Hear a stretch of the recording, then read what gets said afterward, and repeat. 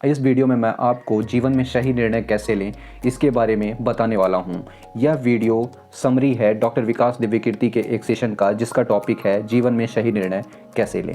तो चलिए शुरू करते हैं।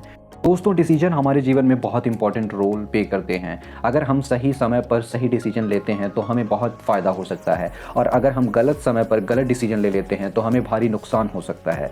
इसीलिए जीवन में सही समय पर सही निर्णय लेना आवश्यक होता है। पर आज के समय में निर्णय लेना इतना आसान नहीं रह गया है, क्योंकि हमारे माइंड में तरह तरह के इनपुट्स आते रहते हैं। परिवार में, समाज में और अपने दोस्तों के बीच इतने सारे इनपुट होने के बावजूद आप सही निर्णय कैसे ले सकते हैं, इस वीडियो में आगे आपको पता चलेगा। तो चलिए शुरू करते हैं।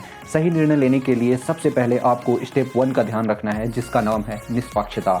निष्पक्षता सही निर्णय लेने के रास्ते में सबसे ज़्यादा अहम योगदान निभाती है।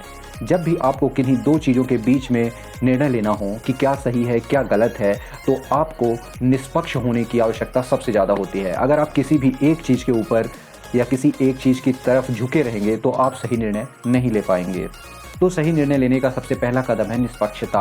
आप अपनी प्रॉब्लम्स को अपना ना मानें, या आप किन्हीं दो चीज़ों के बीच में अगर निर्णय ले रहे हैं तो आप उसे अपने से अलग कर दें, और तब देखें आपका पर्सपेक्टिव ही बदल जाएगा और आप सही निर्णय लेने के में एक कदम आगे आ जाएंगे।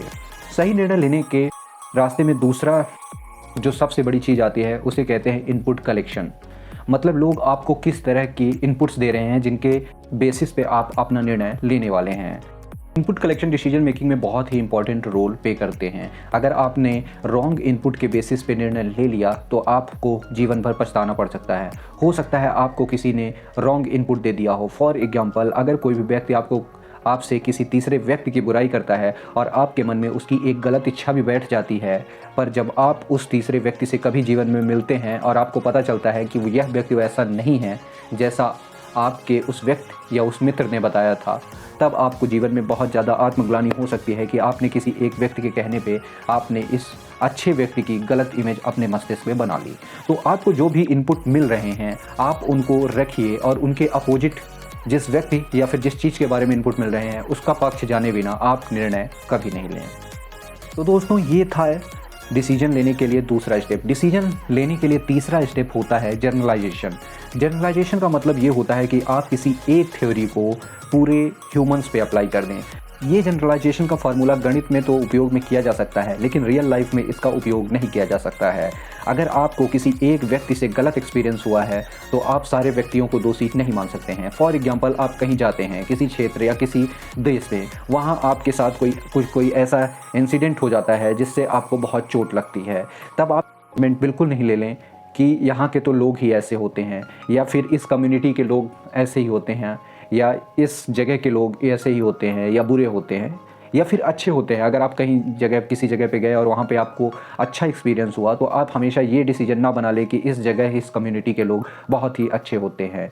ये जनरलाइजेशन का फार्मूला सिर्फ मैथ में अच्छा लगता है। रियल लाइफ में अगर इसके बेसिस पे आपने डिसीजन लिया तो हो सकता है आपको मुंह केवल गिरना पड़े। डिसीजन मेकिंग के अगले स्टेप में आता है ऑल और नथिंग। मतलब इसका मतलब होता है या तो सही या फिर गलत, या ब्लैक और वाइट। पर जीवन में कई बार ऐसे निर्णय लेने पड़ते हैं, ऐसी चीज़ों को चूज करना होता है जो सही और गलत के बीच में कहीं होती है। मतलब वो थोड़ी सही भी हो सकती है, थोड़ी गलत भी हो सकती है। तो उस समय पे ऑलवेज एक्सट्रीम में नहीं सोचना चाहिए, या तो बिल्कुल सही या फिर बिल्कुल गलत। हमें हमेशा ग्रे एरिया पे भी फोकस करना चाहिए। डिसीजन मेकिंग का अगला स्टेप आता है फ्लेक्सिबिलिटी इन अ डिसीजन। अगर आपने कभी गलती से भूतकाल में या प्राचीन काल में कभी कोई गलत डिसीजन ले लिया है, किसी का अपमान कर दिया है अनजाने में या जानबूझकर, और अगर बाद में आपको पता चलता है कि वह उस व्यक्ति की गलती नहीं थी, या गलती आपकी ही थी, तो आप जो है उस डिसीजन को बदलने में देरी ना करें। उसमें फ्लेक्सिबिलिटी होनी चाहिए। या आपने किसी से को कुछ गलत रास्ता या गलत चीज़ें बता दी हैं, तो आपको ये कहने में संकोच नहीं होना चाहिए कि यार उस टाइम पे मैंने जो पढ़ा था उस हिसाब से वो सही था, लेकिन अभी जो है ये सही नहीं है।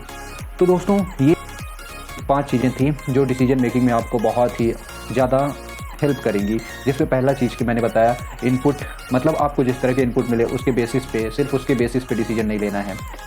फिर जनरलाइजेशन, आपको किसी भी रूल को जनरलाइज नहीं करना है, because we are a human और हमारा बिहेवियर हमेशा अलग होता है। ऑल और nothing, and flexibility in decision. अगर आप इन रूल्स को फॉलो करेंगे तो आप ज़रूर जीवन में बहुत ही अच्छे डिसीजन ले पाएंगे। धन्यवाद।